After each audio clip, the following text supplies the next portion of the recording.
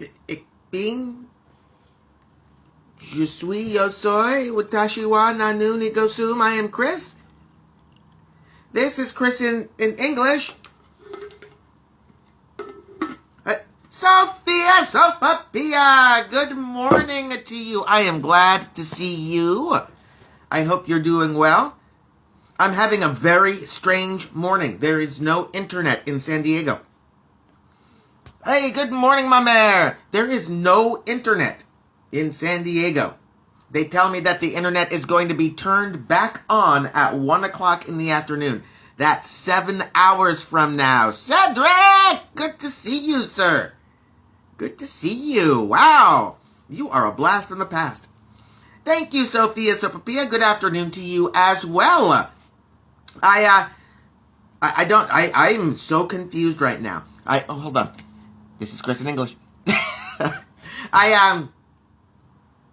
I usually spend about an hour to 90 minutes every morning researching and planning. Inge, good to see you. I was very happy to see that you became my Instagram friend. I'm happy to see you today. Afternoon, all of you guys, afternoon, it's 6:30 in the morning here. And I have no internet. It's crazy. Usually I spend about an hour to 90 minutes planning this morning show, this IGTV. I actually plan and put effort into it. But I woke up this morning and there was no internet. I said, wait a minute, there should be internet. The world has internet, right? So did I pay my bill? Did I forget to pay my bill? Oh no, so I called. Is it? No, I paid my bill. And I listened a little more and it said, oh, but there is an outage in your area. Do you want us to text you when the internet is back? Yes, please text me when the internet turns back on. So I waited a little bit and they never texted. And then they texted.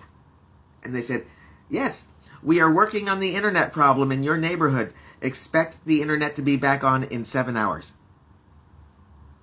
7 hours. It's like I'm living in 1983.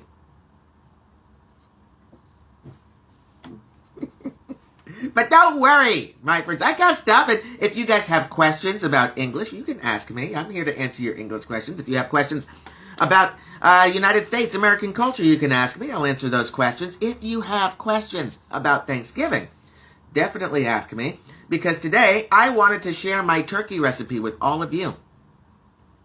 My turkey recipe that I wrote down in Google Drive. Good morning, Mr. William.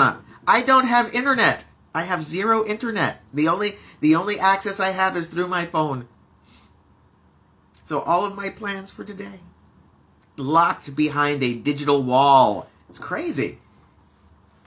It's crazy. But I did find some birthdays for us. Happy birthday, Elizabeth Cady Stanton. Elizabeth Cady Stanton.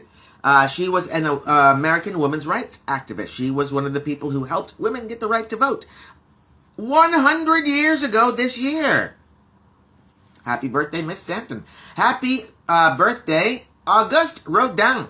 Yes, he's the sculptor. He made that famous sculpture, The Thinker. You know that one, right? It's this guy. That guy? Yeah, the guy who made that sculpture. Today's his birthday. Happy birthday, Rodin. Happy birthday. Oh, you're going to love this one. Happy birthday, Jack Ryan. No, not the fictional character. No, not the former American senator. No, this Jack Ryan is the inventor of both the Barbie doll and Hot Wheel cars. Happy birthday, Jack Ryan. Happy birthday to Grace Kelly, American actress and Princess of Monaco. I think that is the only time an actual American became an actual princess. Except for Carrie Fisher, who actually became Princess Leia. Happy birthday, Anne Hathaway. Yeah, you know her. She's been in so many movies, including The Dark Knight Rises, where she played Selena Kyle, Catwoman. Happy birthday. But I want to wish a very special happy birthday to Penelope Pussycat. Penelope Pussycat is a cartoon character created by Chuck Jones. She was in a cartoon short called For Sentimental Reasons, in which she was chased by Pepe Le Pew. It's true. And on this date, 1946, is when that cartoon first aired. Happy birthday, Penelope Pussycat, and to everyone else who has a birthday out there. If it's your birthday, let me know. I want to celebrate you. It's what I do. Now, I don't have internet, but I still have my website. I was able to check my website through my phone this morning, and I found our word of the day. Yes, even when I am technologically hampered, I was able to find a word of the day for you. And I hope that this word can be supported by evidence. Supported by evidence? Is this a hint?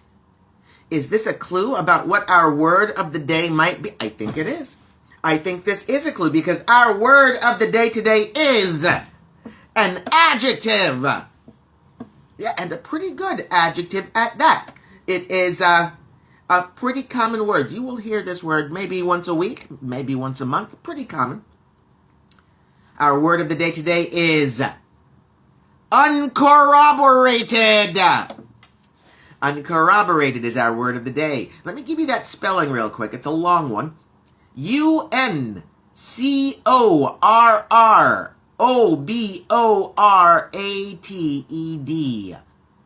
Uncorroborated, not supported by other evidence. Here's a sentence for you. Reports of the tornado were uncorroborated, but the townspeople went to their shelters anyway. Uncorroborated. There was no other evidence showing that there would be a tornado, but better to be safe than sorry as far as tornadoes go. So they went to their shelters, just to be sure. Even though the report was uncorroborated. uncorroborated. Uncorroborated. Claims that the U.S. election is fraudulent are completely uncorroborated, lacking any other evidence. It's interesting to me. I don't know who makes these words of the day. I don't know. I get them from freedictionary.com. You should check out freedictionary.com. They don't pay me, but you should check them out. They have lots of cool stuff. But I have noticed in the last month or so, a lot of the words that they give us can be used in political context. So I wonder if they're doing that on purpose or not. Claims that the U.S. election are wrong are completely uncorroborated. William, do you have internet this morning? I woke up this morning to find out that internet, at least in my block, at least in my surrounding neighborhood, is going to be turned off until 1 p.m. today. And I wonder how widespread this is. Is it all of San Diego? Or is it just me? Is it just me? I think it's just me, but that's uncorroborated. Yes, William has internet, you lucky devil, you. You lucky devil. I want internet. I remember the days when I had internet. Hey, let's talk about Thanksgiving, and I had all sorts of things that I wanted to share with you guys about Thanksgiving, which are locked in my my Google Drive. Let's talk about that. Let's talk about technological dependency, which I have discovered I have today. William, do you have any vinyl, any records that you can't play because you don't have a record player? I have a whole bunch of Star Wars VHS tapes that I can't watch because I don't have a VCR. If somebody gave me my favorite video game from the 80s, it would probably be on a 5.5-inch floppy disk. Not even 3 1/4. 5.5-inch floppy disk. If somebody gave that to me, I would have no way to play that game. William has a record player. He can play his vinyl. I can't. I should give you my records. I should give you all of my records, William. I have a pretty good collection. I don't know what state they're in right now because I haven't really looked at them in a while. But I have no way to play records. I have no way to watch all of my VHS tapes. I don't have a way to play CDs or DVDs. I don't have a DVD player anymore, and that technology is what? 10, 15 years old? Yeah, so there's all sorts of information that is becoming locked behind obsolete technological walls. And apparently, I have to get all of my stuff off of Google Drive, because if I don't, one day it will also be locked behind that wall. It's amazing to me. It is amazing to me. But my plan today was to talk about Thanksgiving and to tell everybody Grandpa has it all. Of course, he has all of those jazz records too. A DVD player, yeah. And an Xbox 360, I think, even. I'm not sure. William has a a cassette player recorder. Oh, wow. That's old school. I don't think I have any cassettes. I might. The last time I checked, I saw an old 8-track running around back in my collection stuff, and I don't know where it came from or why I have it. I certainly can't play it, but I think I have access to an 8-track tape. Some disco, of course. It would be from the 70s. So I wanted to tell everybody about Thanksgiving, the story of Thanksgiving, and not the real story of Thanksgiving. I wanted to tell everybody the story of the fake Thanksgiving that we are taught when we're in elementary school, because it's a good story. It's a great story of friendship and companionship and overcoming adversity and the elements, and it's not at all true, but it's a great story. Yeah. There were a whole bunch of people in England who were being religiously persecuted. They weren't allowed to practice the religion that they believed. So, they got into a boat and decided to leave England. And they sailed to the Netherlands.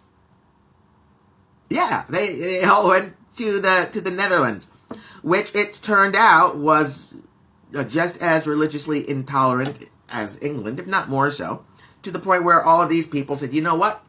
We're not going to stay in the Netherlands.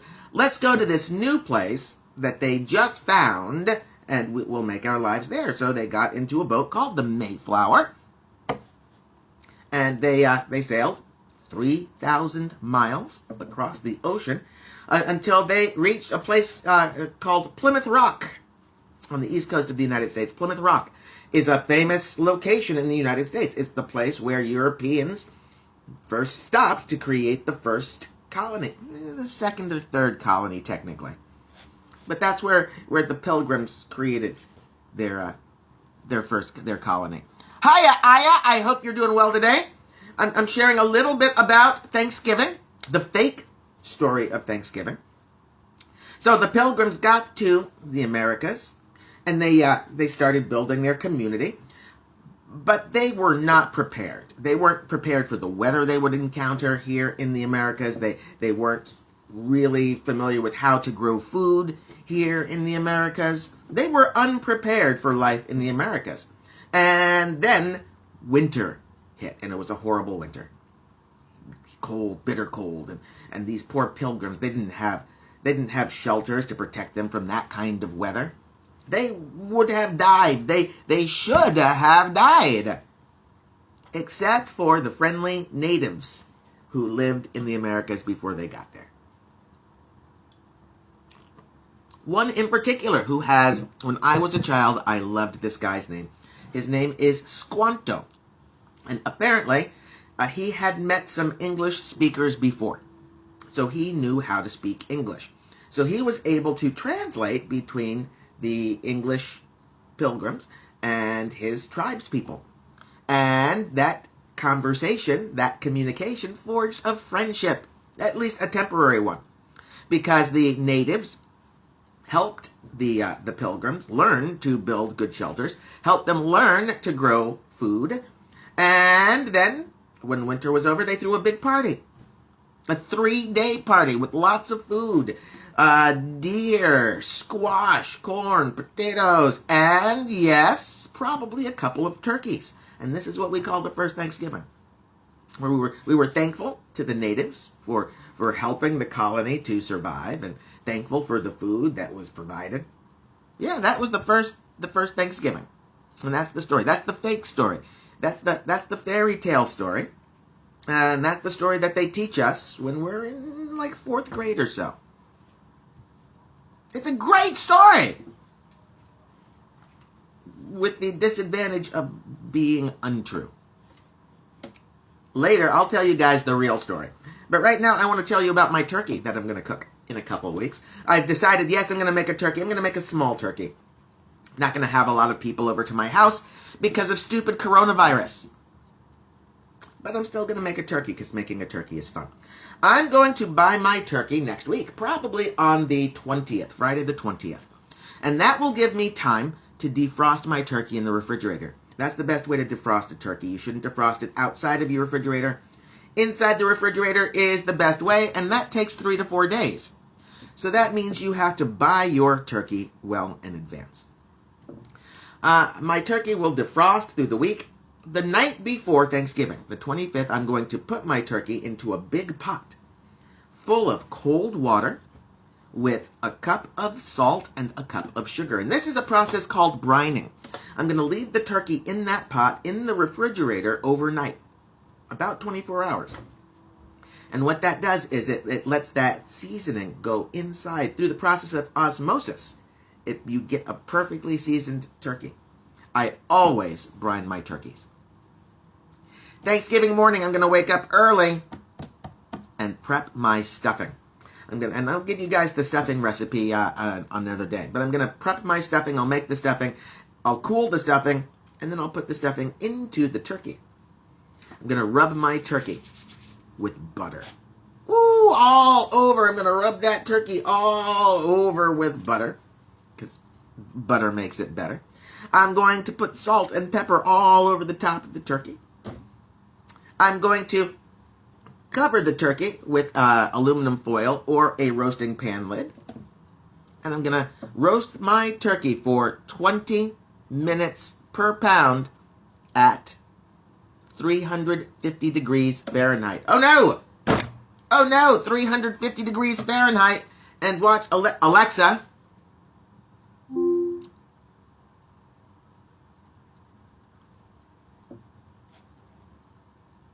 Alexa,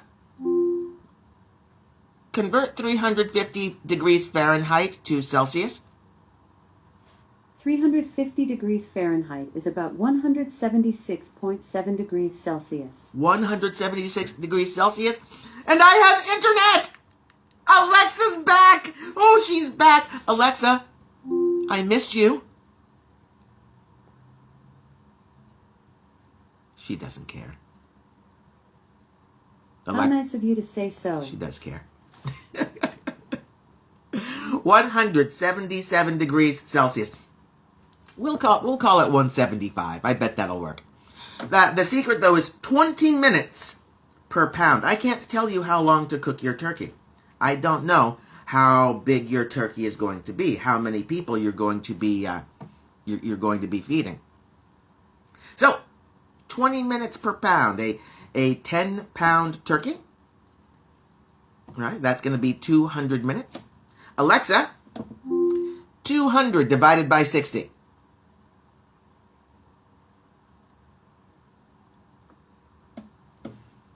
$200 divided by 60 is approximately 3.3333. All right. So 3.3 hours for a 10-pound turkey, a 10-pound turkey. Yeah. And it's easy. Easy peasy. So 20 minutes per pound. It's covered with aluminum or a lid. But for that last hour, the last hour of cooking, you got to take the lid off. You got to take the aluminum foil off. And if you want, you can even turn that heat up a little bit. I usually sneak it up to about 375. Alexa, 375 degrees Fahrenheit converted to Celsius. 375 degrees Fahrenheit is about 190.56 degrees Celsius. 190. Crank it up to 190 for that last hour, and you will get the most beautiful, golden colored, crispy turkey skin. It's very delicious. I hope you cook a turkey. I know one of my students out there, Nemo, he's planning to cook a turkey for Thanksgiving this year. Are you going to cook your Thanksgiving turkey? Thanksgiving is coming up Thursday, the 26th of November, 26th of this month. 2 weeks away, 2 weeks from right now. Get your turkey. Start the defrosting. Next week, we're going to talk about side dishes that you can serve with your turkey. We'll talk about Thanksgiving traditions and movies. We'll talk about the football game that they might play on Thanksgiving. What do you think, William? Are they gonna play the games? Is Detroit going to get to play this year for Thanksgiving? Or will coronavirus take away another holiday tradition? I don't know. I don't know. But that's it. That's what I got. My lack of technology really got me this morning. William says that, yes, he thinks that they will have the NFL football games for Thanksgiving. I sure hope so. I sure hope so. That would be a nice little treat to have after a kind of strange and wacky winter. Well, autumn, summer, spring, all of it. All of it weird and wacky. Anyone out there have any questions? Any questions for me? Anybody? You know I love the questions. When I grow up, I want to be a question. This is interesting. I love this. You guys might remember a couple weeks ago, it was dark outside still. Now it's light again. I like that part. William is saying he's going to double check and he'll let us know tomorrow because, yes, of course, tomorrow is Friday and we'll have the William Sports Reports and we're going to have a little bit of Friday fun, probably something about superstitions. Assuming, of course, we have internet. Is that better? I don't want to blind you guys. All right, that's what we got. I've got internet. Watch, listen.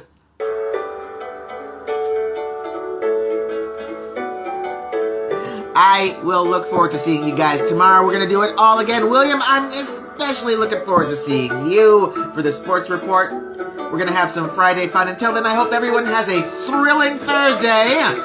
Remember, my name is Chris, and I love you all.